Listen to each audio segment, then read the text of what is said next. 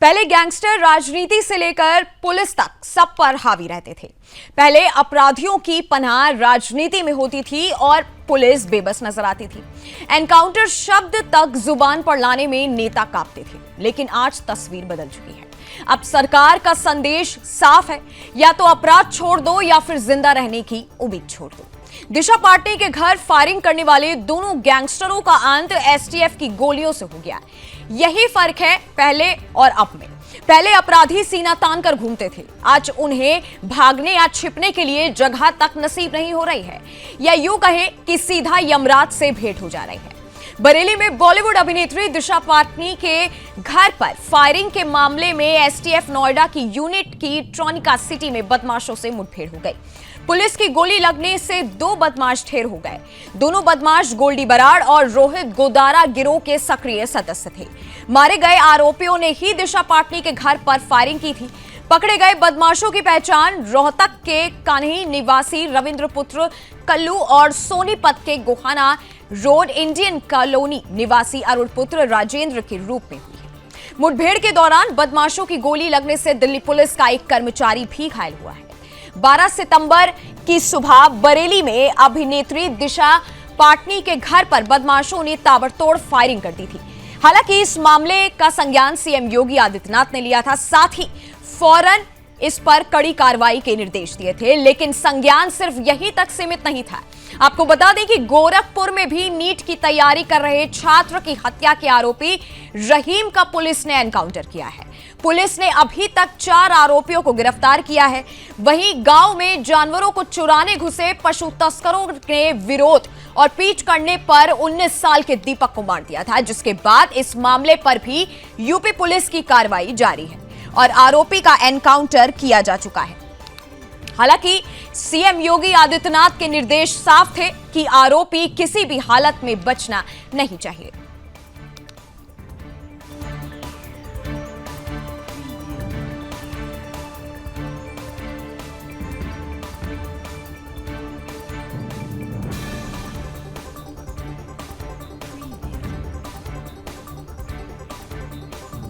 ये जो तस्वीरें आपके सामने आप देख सकते हैं कि एक तरफ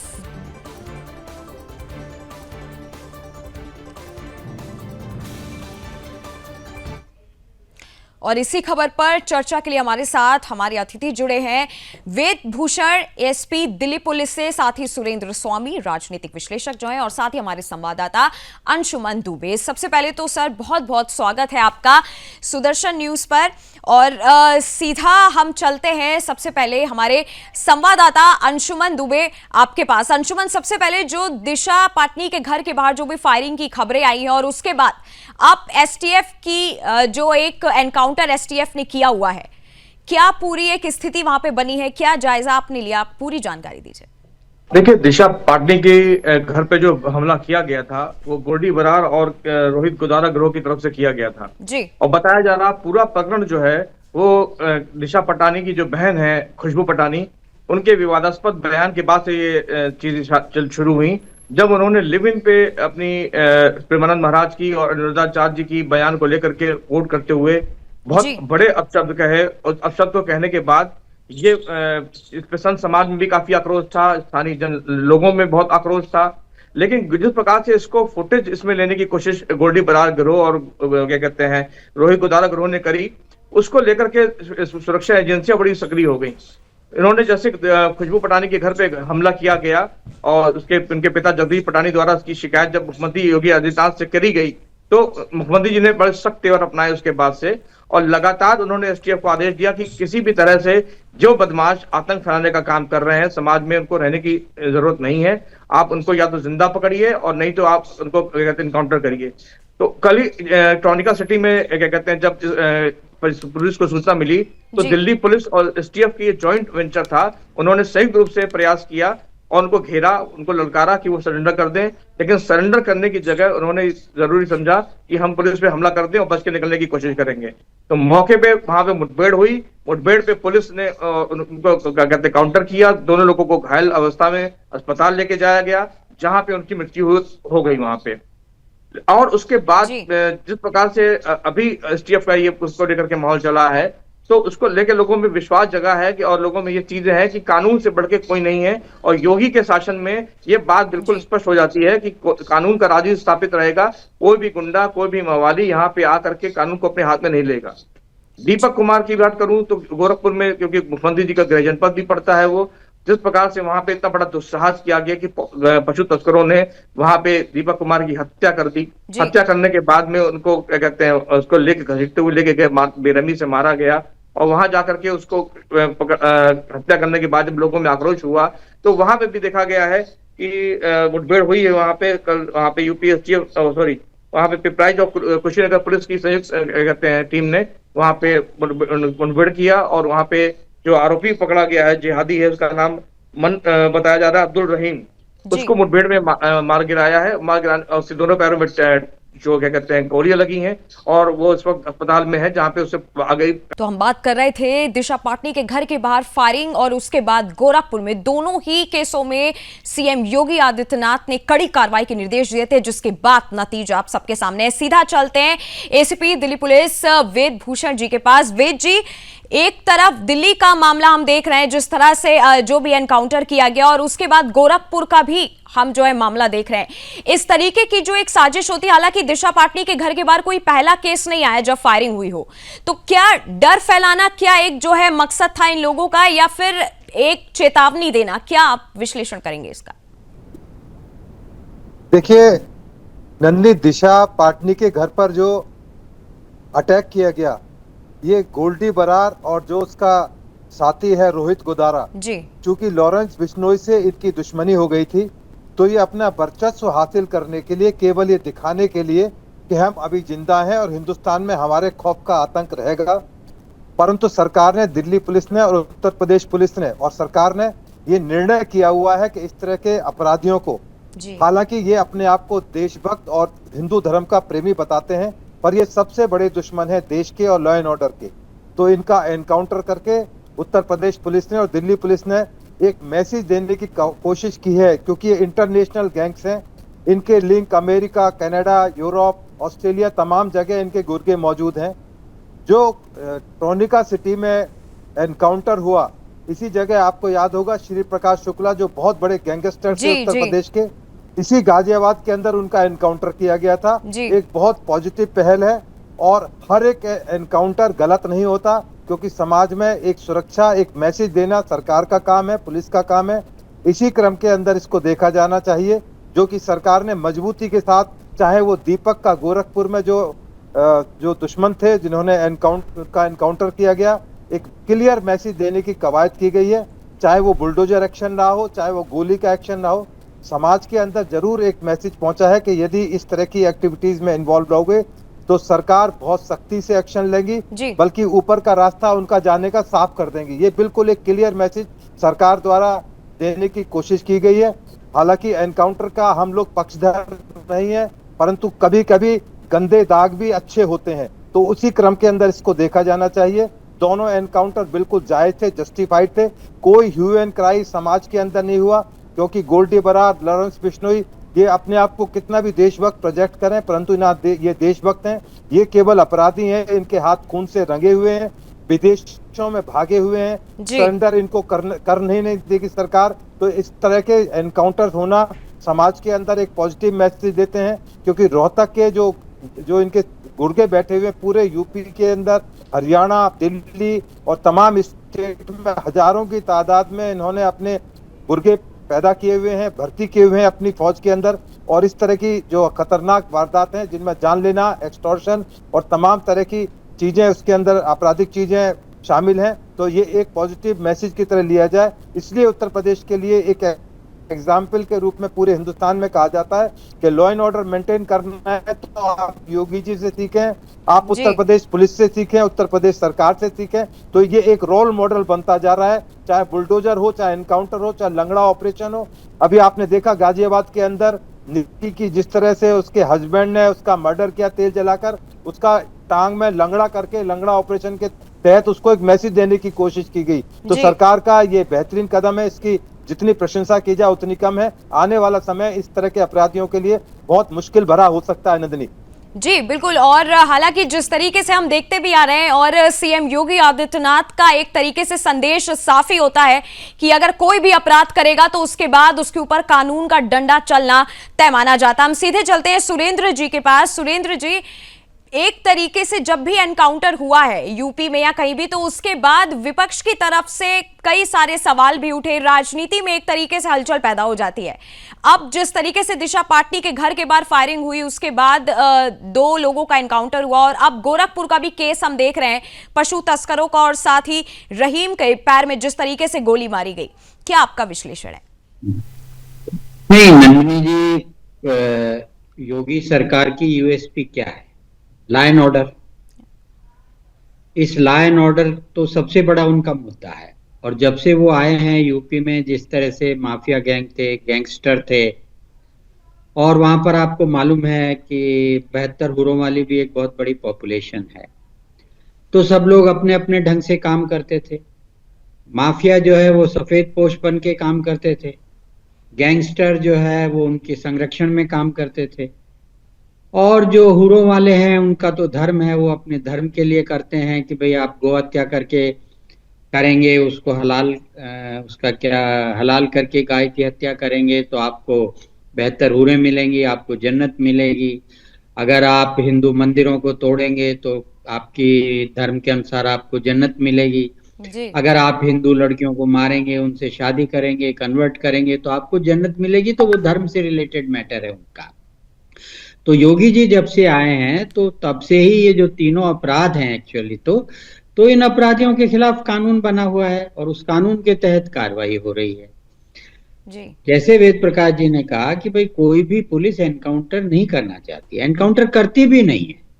देखिए, एनकाउंटर तो होने के बाद हम लोग कहते हैं, पुलिस तो उनको पकड़ने जाती है, उनको गिरफ्तार करने जाती है, फिर जब वो सामने से गोली चलाते हैं तो पुलिस को गोली चलानी पड़ती है।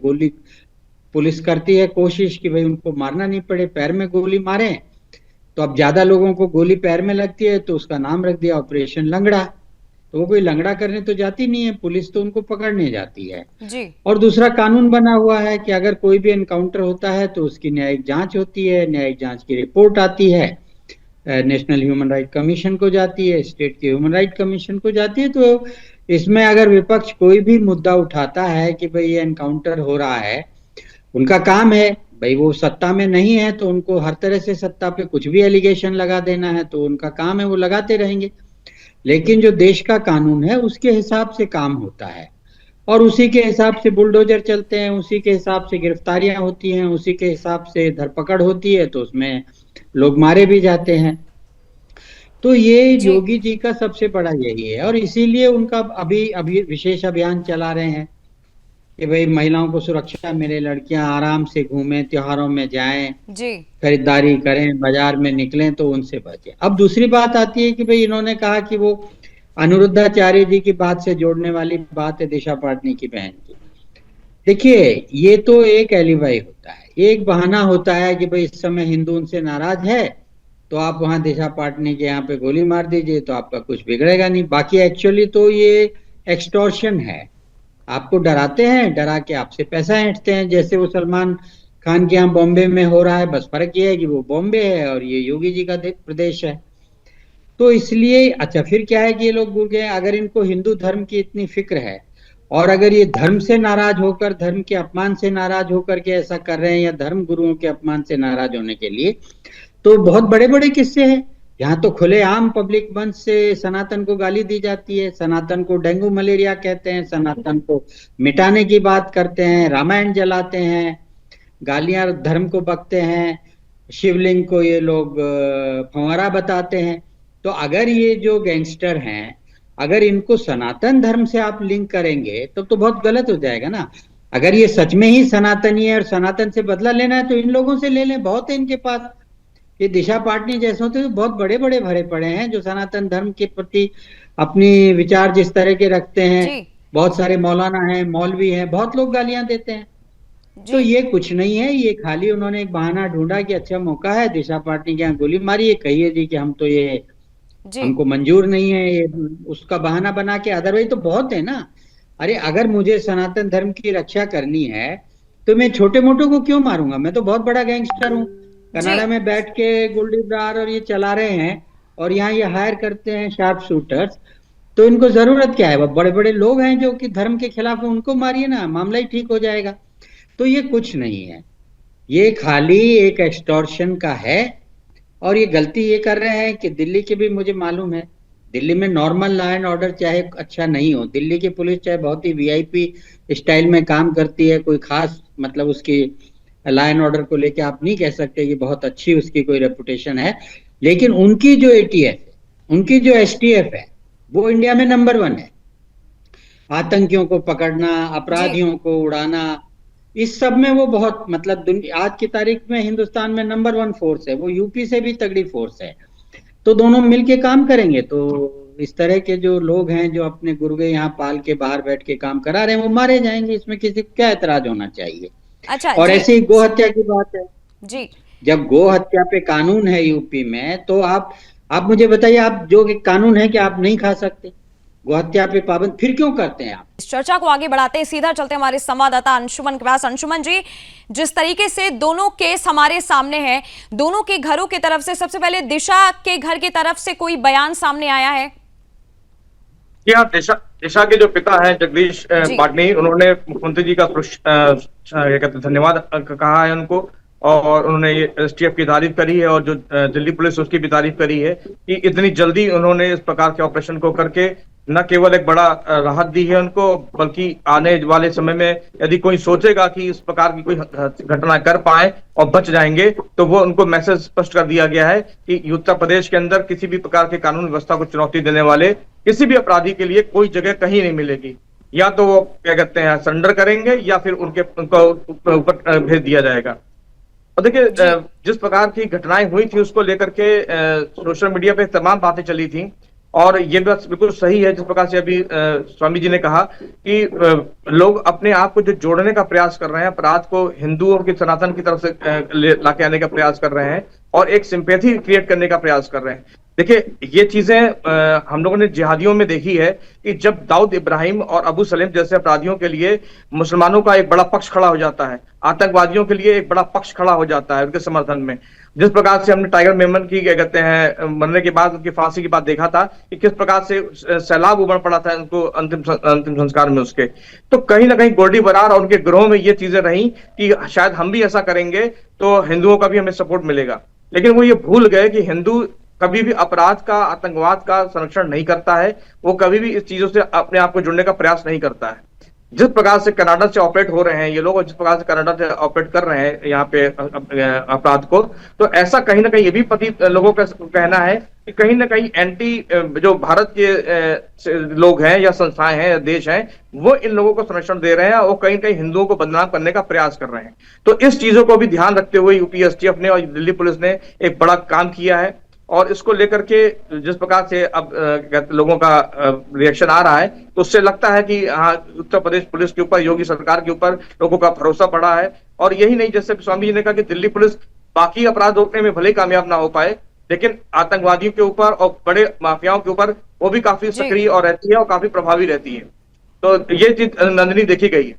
दूसरी चीज, अगर हम आ जाए कहते हैं दीपक कुमार की हत्या के मामले में, नीट का वो तैयारी करने वाला एक छात्र था, और उसके अलावा वहां पे जो एक अच्छा होनहार खिलाड़ी भी था, जो अभी ये उम्मीद जताई जा रही थी कि वो स्टेट लेवल पे क्रिकेट भी खेलेगा। लेकिन जिस प्रकार से गौ की रक्षा करने के लिए गौ के पीछे भागते हुए उसको अपराधियों ने, पशु तस्करों ने, जिहादियों ने उसको घसीट के लेके गए, रास्ते पर मारते गए और बेदर्दी से उसको मार दिया, उससे लोगों में बहुत आक्रोश था। और ये बहुत बड़ी चुनौती इसलिए हो जाती है क्योंकि मुख्यमंत्री जी का कोई गृह जनपद था, गोरखपुर से जुड़ा हुआ मामला था, जहां से मुख्यमंत्री चुन के आते हैं और जो बड़ा काम वहां पे रहता है, गोरखनाथ महंत का पद भी है वहां पे, तो उसको देखते हुए बड़ी चुनौती बनी हुई थी। तो लोगों को ये विश्वास था कि कुछ ना कुछ इसमें कार्रवाई जरूर होगी। हालांकि जो भावनाएं लोगों की थी वो जरूर थी कि इनका एनकाउंटर कर दिया जाए, जिंदा पकड़ने की आवश्यकता नहीं है ऐसे जिहादियों को। लेकिन पुलिस ने अपना कानून ने अपना काम किया, और जिस प्रकार से उनके पैरों में गोली लगी है और वो पकड़ा गया है मुख्य आरोपी, और उसके अलावा भी 2 और आरोपी पकड़े गए हैं, और एक का बताया जा रहा है कि जो भाग गया है बिहार की तरफ, तो उसको भी पकड़ने का प्रयास किया जा रहा है। संदेश बिल्कुल स्पष्ट है कि अपराध का ना तो कोई धर्म होगा, ना जाति देखी जाएगी, ना उसकी भाषा देखी जाएगी, ना प्रांत, ना नस्ल देखी जाएगी। सीधा चलते हैं सुरेंद्र जी के पास। सुरेंद्र जी, जिस तरीके का अब 2 एनकाउंटरों के बारे में चर्चाएं काफी ज्यादा छिड़ गई हैं और साथ ही सीएम योगी आदित्यनाथ के संदेश को लेकर के हर कोई चर्चा कर रहा है कि अगर योगी है तो हर एक चीज मुमकिन है।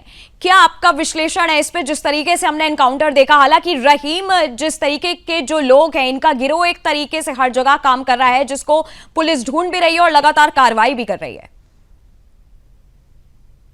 नहीं, ऐसा है ना कि नन्ही जी, इसलिए थोड़ा मुश्किल होता है कि जो ये गिरोह के रूप में काम नहीं करते ना, ये कॉरपोरेट की तरह काम करते हैं जी।